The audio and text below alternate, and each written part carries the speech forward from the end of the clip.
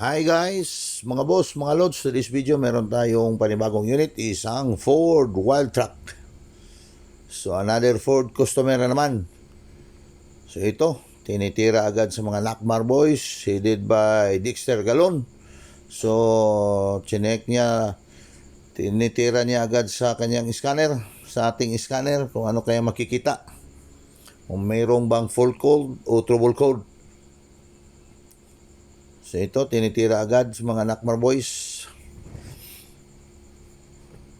Nagmamadali kasi yung customer. Yung sasakyan na ito is from Usami City. Hindi niya iniwanan yung kanyang sasakyan. Talagang nagmamasid siya habang ginagawa sa mga Nakmar boys. So ayun, parang walang makikita sa scanning natin. So ayun, diretso tayo kasi walang fault code na nakikita. Ang problema kasi nito, yung sasakyan niya habang nagmamaniho siya, biglang mamatay. So hindi niya alam dahilan kasi hindi naka-check engine. So bigla lang mamatay. So ito yung diagnose natin. So pangilang beses na natin ito ginawa. So binaklas natin yung fuse box. Kasi yun, nang iniskan ni Mr. Dexter Galon, walang fault code talaga. So ito yung mahirap sa paano mo titirahin kasi walang sira na makikita sa scanner. So ang ginagawa natin, tinira natin yung fuse box agad-agad. Ito yung suspect natin, binaklas natin yung fuse box at saka yung mga fuses dyan. Lahat ng mga fuse tinanggal. So ayun, pinapakita namin at least may magka-idea kayo kung maka-encounter kayo ng mga ganitong sira. So Ford pa naman ito, bagong-bago pa.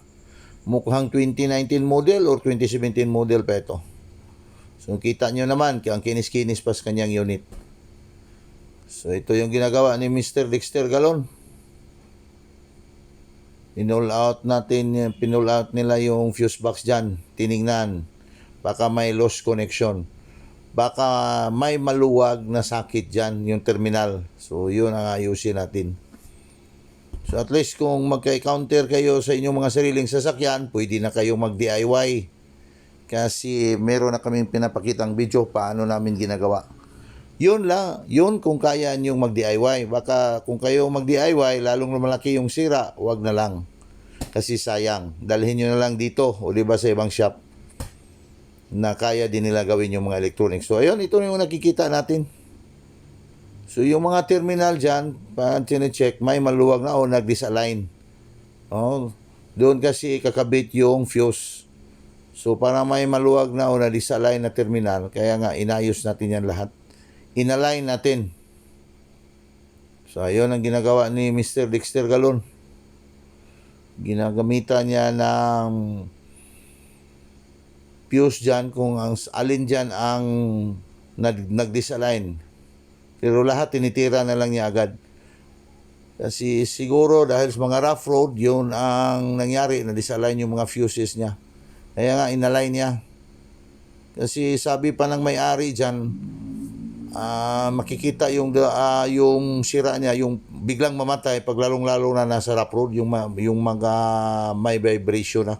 Mag-vibrate na yung sasakyan kasi rough road, doon siya mamatayan ng makina. So mukhang lost connection lang. So itong ginagawa natin, ina-align natin yung mga terminal dyan. So dapat may pulso ka dyan. Hindi pwede basta-basta yung i-align, baka may mabali dyan. Lalong magka-problema tayo, bibili tayo ng fuse box, yung Johnson box, mahal yan. So dahan-dahanin lang niyo kung kayo lang gumagawa, kung mag-DIY kayo. So ayun ang ginagawa ni Mr. Dexter Galon, inalign niya lahat. Yan. So inalign niya lahat. Yung mga terminal dyan, yung mga sakit. Yung suspecha natin, doon ang sira, kaya nga biglang mamatay habang tumatakbo, habang nagmamaniho si sir na may-ari dyan. Ayun, sinek niya. Mahirap. Sobrang mahirap dyan. Baka may mabali. Tayo pa makabayad ni sir. Sobrang mahal yung Johnson box. So lahat ng mga fuse dyan, nandyan nakakabit. So, by the way, bago natin ang pinull out yung mga fuse dyan, pinipictura natin para hindi malilito tayo pagbalik ng mga fuse. So, malaking tulong yung cellphone nyo. So, dapat talaga at saka nilinisan ito. Matapos i-align, nilinisan natin at saka pinahangin. Baka may kalawang na. Ayun ang ginagawa natin. Simple lang. Pero kailangan sa dahan-dahan. Baka may madami sa... So, ayun, binalik na ni Mr. Dexter Galon. Sana pagkatapos dyan, ma-okay na yung sasakyan. Para at least another na naman na customer, another satisfied na customer. Kung ma-address natin yung kanyang iniindang sakit. So, ayun, binabalik na lahat ng mga fuses dyan sa tulong ng kanyang cellphone. So, tingnan nyo. Tiningnan niya kung anong mga kulay dapat ilagay. Baka malilito tayo dyan. So, sinunod talaga niya kung ano ang nasa picture. So, at least magka-idea kayo kung paano galawin. Magka-idea kayo kung paano natin niyo ayusin yung kanyang sasakyan. Kung sakali magkaroon kayo ng ganitong problema. Imagine, walang trouble code na makikita sa scanner natin. Tsaka biglang mamatay yung engine. So, ito lang yung dahilan. At least, meron na kayong idea. Ayun, sumusunod siya base sa nakita niya sa pictures kanyang cellphone. So, bago kasi niya pinull out, tiningnan kung anong hitsura. Para hindi tayo magkamali. Yun. Medyo malapit na. So, mas usual, tinitingnan yung anong makikita niya dyan sa picture. Si bago dinismantle, pinipicturan niya. Yun lang. Dinahan-dahan ng pabalik yung lahat ng mga fuses dyan. Kung may patay na fuse, ipalitan natin. Pero parang ito, walang patay na fuse, walang pumutok. So, nilinisan lang at saka inalign yung mga terminal niya. So, yun ang ginagawa natin. Slowly but surely. Oh, sa dami ng mga fuse dyan ay kakabit. Lahat dyan may function. Pag makulangan ka ng isa dyan, mag-malfunction na yung sasakyan mo. Kaya dapat walang maiwan na fuse at saka relay. Maibalik lahat. Kasi chinek na natin yung mga fuse dyan, wala namang putol. So okay. Ayun, nakita nyo yung cellphone na pinipicturan niya bago niya dinismantle para masusunod yung plastadas mga fuse dyan. So kasi yung mga fuse dyan may iba't ibang amperahe. May 5 amperes, 10, may 20, 25.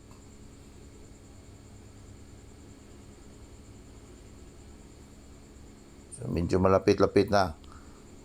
Pag may balik na yan lahat, kabit natin yan ulit.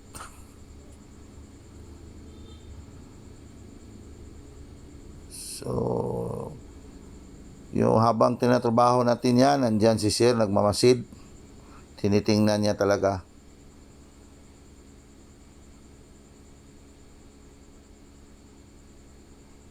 So, yun lang. Parang malapit na. So, ilang fuse na lang hindi nakabit. So, yung relay, pinabalik na. Baka may maiwan na fuse ha. Ayun. Parang tapos na. So ito yung partner ni dyan. Mr. Dexter Galon, si Mr. GC Micarandayo. So by the way, yung nakabidyo dyan, ito pa yung cameraman natin na si Mr. Al Atensa. Sad to say, ito yung taong na disgrasya, nabunggo niya yung rural. So, dead on spot. So, paalam Al.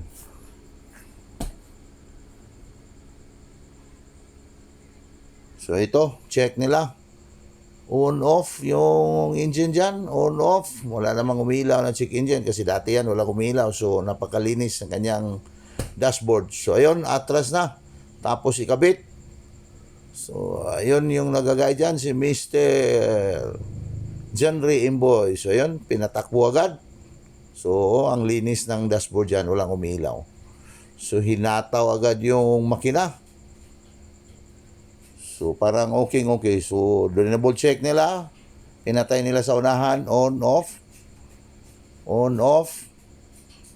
So, ayun, parang okay. So, goods na goods yun. So, hanggang dito lang. Maraming salamat.